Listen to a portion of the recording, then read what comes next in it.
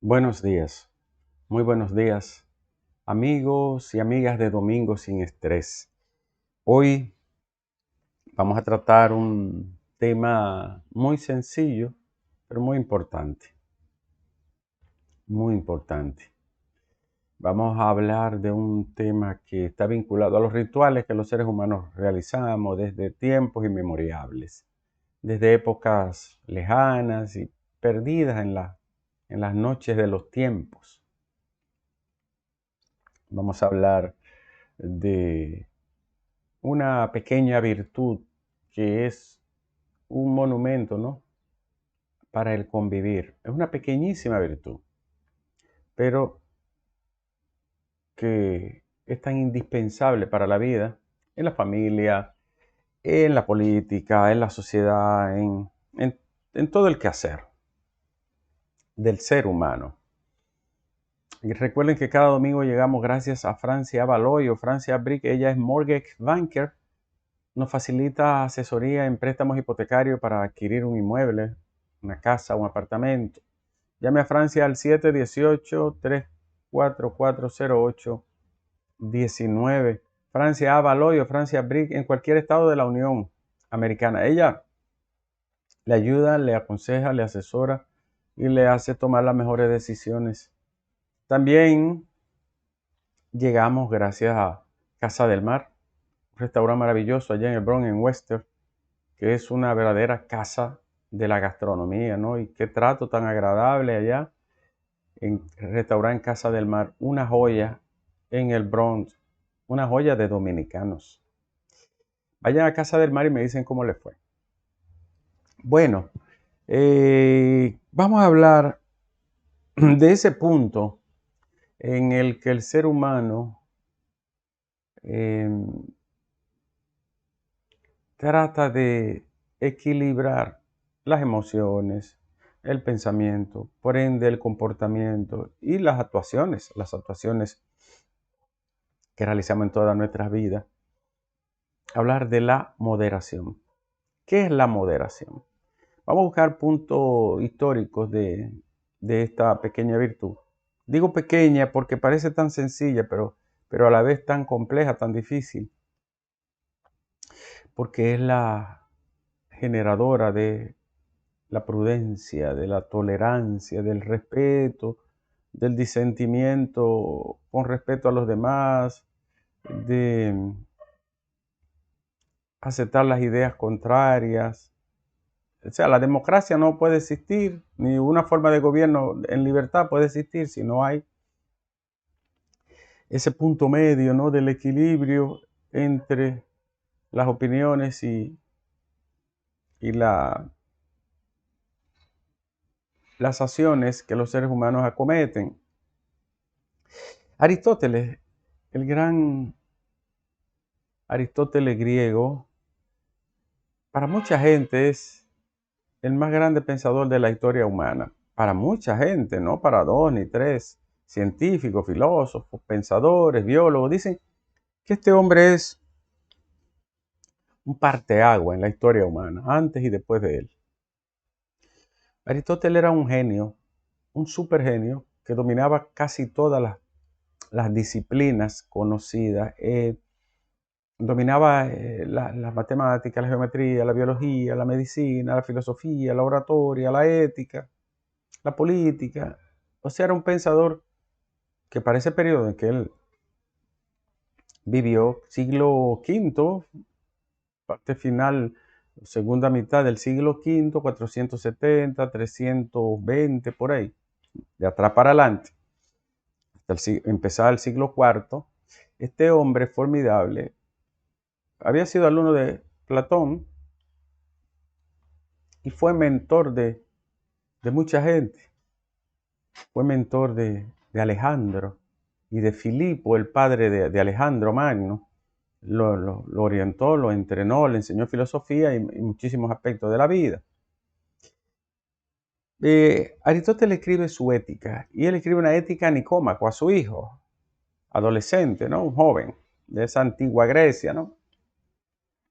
Y ahí él plasma muchos de los pilares que sirven de sustento a la ética occidental, al comportamiento occidental, a esa forma de ser y de mostrarse como somos los que vivimos de este lado del mundo, los occidentales. Para Aristóteles, una de las tareas más difíciles del hombre era colocarse en el punto medio de las cosas, no irse ni a un extremo ni al otro. Él veía los extremos como el negro y blanco, el negro y el blanco.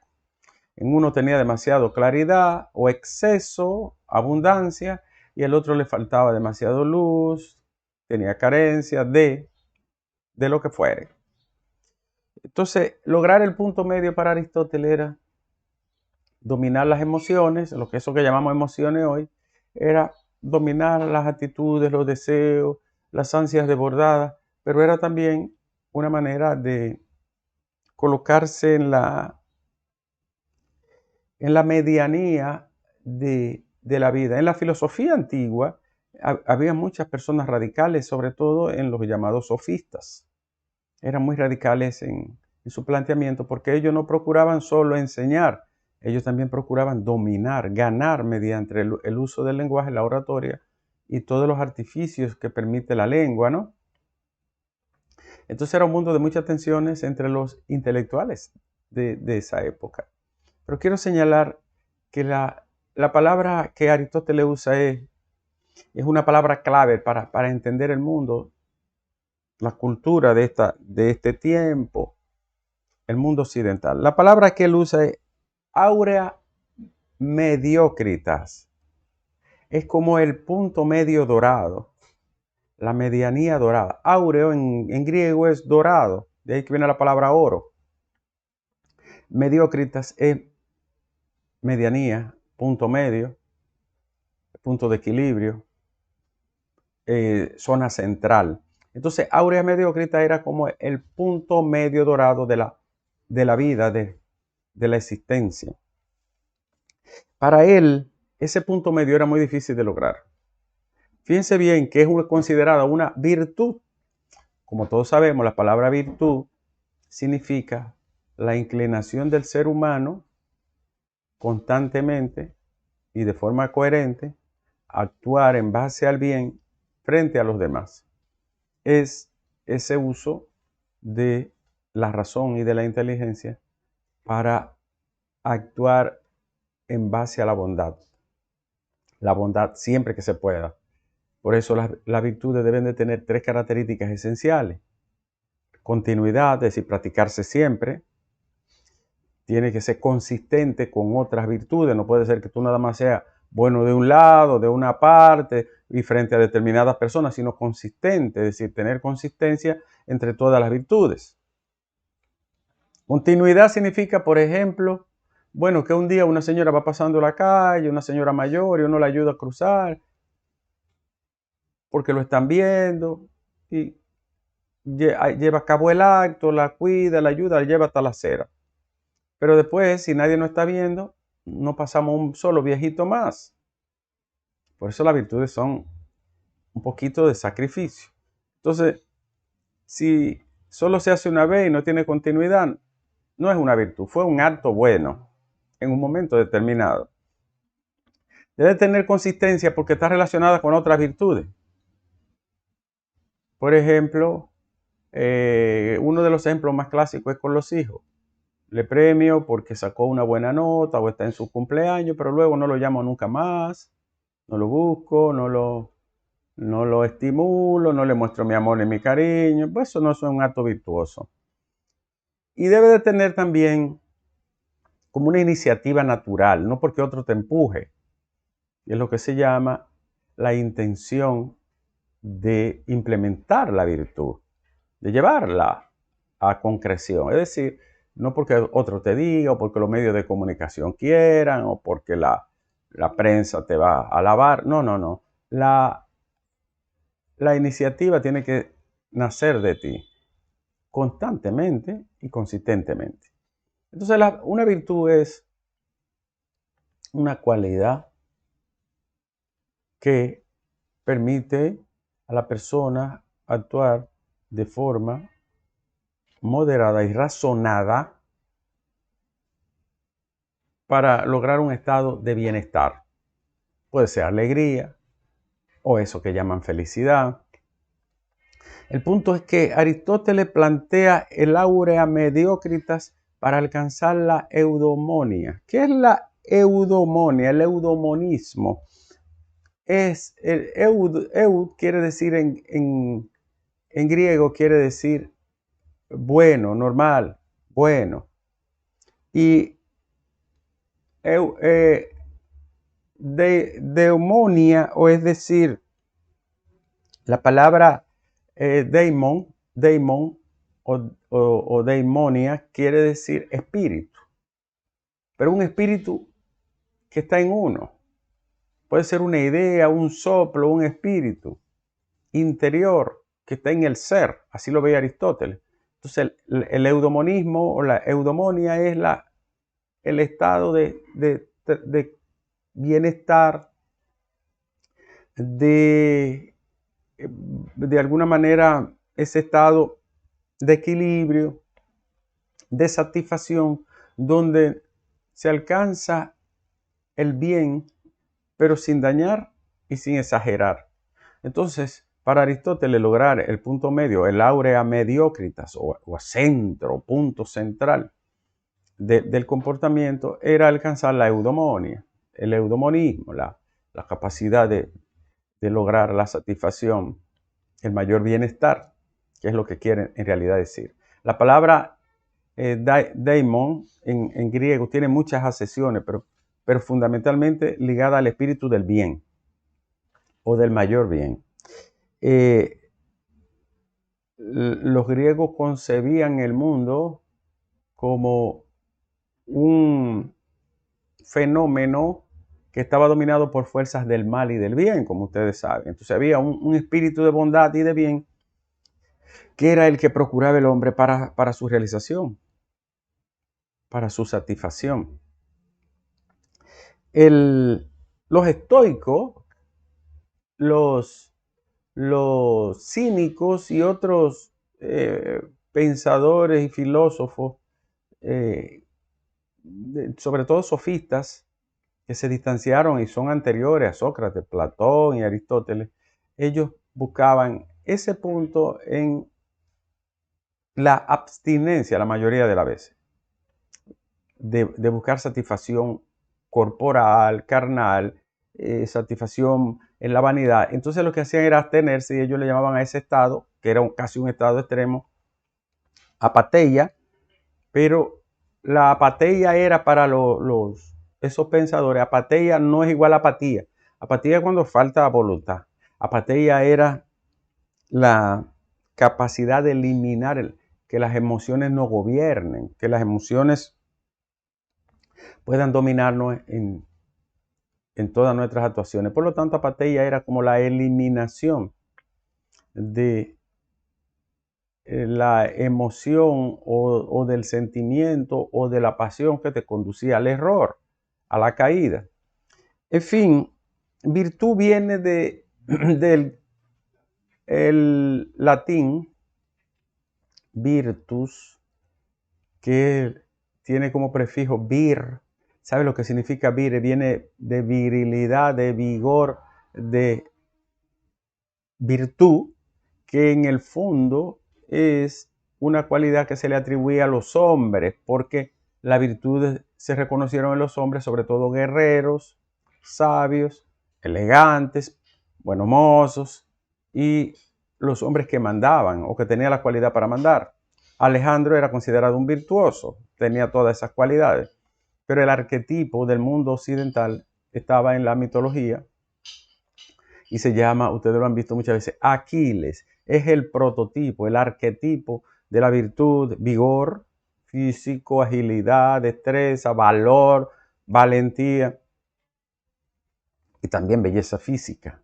Por eso es el arquetipo del mundo de la belleza y de la virtud en Occidente, ¿no? Desde la antigua Grecia. Pero lo que quiero decir es que los latinos le llamaban virtud y los griegos le llamaban arete a esa cualidad de buscar el punto medio, de buscar obrar en base al bien. Lo difícil de ese punto era moderación. La moderación viene siendo idéntica a la prudencia, pero también a la generosidad. No ser demasiado tacaño, pero no ser un botarate. El punto medio es la moderación, la generosidad. Es difícil lograr el punto medio. Bueno, para Aristóteles era una tarea compleja, era difícil. Para el mundo griego, greco-latino en sentido general. Recuerden que los romanos copiaron, asimilaron de los griegos muchas de las manifestaciones culturales, artísticas, incluso organización, política, leyes, todo esto. Los textos de los griegos fueron traducidos por los romanos. Uno de ellos fue Marco Tulio Cicerón, que tradujo la ética y la política de esos textos que habían escrito los griegos en una sociedad extremadamente avanzada para su época. Entonces los romanos le dieron su versión. Por eso en griego la palabra originaria es arete, que significa excelencia, excelsitud, el mayor bien, y en latín es virtus o virtud, que es también una cualidad idéntica, pero ya mirada desde el mundo latino. Al caer el Imperio Romano en el siglo V y empezar el dominio de la religión hasta apoderarse por completo del poder, el dogma religioso, entonces la ética y los conceptos y las valoraciones de la ética y de la moral tienen un campo, ¿verdad?, de otra expresión. Por ejemplo, la moral para los romanos es moris, que era idéntico a ethos, que para los griegos es ética. Al final, ambas cosas significan lo mismo: costumbre, hábito, carácter, de alguna manera conciencia. Y de eso hemos heredado todo este paquete de conceptos, de abstracciones, pero sobre todo de comportamiento basado en esos valores que tienen infinidad de años. La aureas mediocritas es ese punto exacto donde no le sobra nada, desmesura o ibris, ni le falta nada, ¿verdad?, miseria o tacañería. Es decir, ni le falta ni le sobra. Aristóteles se refiere para hacer un ejemplo, a una obra de arte que sea considerada una obra perfecta. No le sobra nada, no le falta nada, no hay que añadirle nada, y el observador experimenta que está en presencia de un punto equilibrado del espíritu, del saber, del arte. Es como cuando uno se queda extasiado viendo o escuchando una obra musical, por ejemplo, o viendo una obra de arte fenomenal. Dice, ¿cómo pudo lograr ese punto exacto de equilibrio? Ese punto exacto de armonía, de orden, porque la armonía es orden en todo el sentido, ¿no? En palabras finales, la moderación permite la tolerancia, el respeto a las ideas ajenas, el respeto a las creencias ajenas o diferentes a las nuestras, permite la convivencia pacífica de forma diversa. La cultura propaga y permite la cultura de paz entre las personas, y tiene ese punto central de contrapeso de nuestras propias actuaciones. Es una de las mayores virtudes. Para muchos pensadores, la mayor virtud.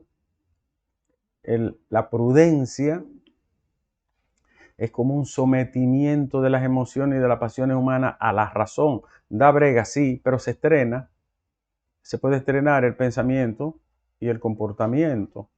Por ende, es una cualidad perfectible, mejorable, que debe de empezarse desde los primeros años de la vida, porque como ustedes saben, en los primeros años de la vida se crea la zapata sobre la que se va a levantar el edificio de la personalidad. Se crea la repisa sobre la que se va a levantar, ¿verdad? El artesón, el aparato sobre el que nosotros vamos a sustentar la vida. El carácter, la personalidad, en términos genéricos, la conducta humana, es decir, nuestra forma de comportamiento. Es una virtud que también permite el perdón, es decir, un ser se coloca en el centro y puede perdonar una ofensa, siempre que sea tolerable, ¿no? Y es un aprendizaje también de esa cualidad insuperable del ser convivir en la diferencia. Es decir, existir en la diferencia, que como todos sabemos, hasta las moléculas idénticas son diferentes, 2 gotas de agua del mismo lugar son diferentes, y los átomos son diferentes y las personas son diferentes. Entonces, la áurea mediocritas o medianía dorada o punto medio dorado o ese centro de equilibrio es de oro. Es lo que quiere decir Aristóteles, ¿no? Cuando señala el áurea mediocrita. A veces da mucha brega porque casi siempre las personas con sus creencias, todos nosotros nos vamos a los extremos. Al extremo A o al extremo B, al negro o al blanco. Y no permite más que nuestra propia creencia y nuestra propia opinión. Entonces se produce un sesgo psicológico que se denomina sesgo del punto ciego. El sesgo del punto ciego es que yo nada más veo ese punto, no miro hacia acá ni hacia acá y me quedo fijo, congelado en el tiempo y en la versión, en la opinión que prefiero y quiero creer, no observo ni escucho ningún otro. Y ese sesgo del punto ciego produce otra derivación que se llama el wisdom thinking, que es el pensamiento quimera.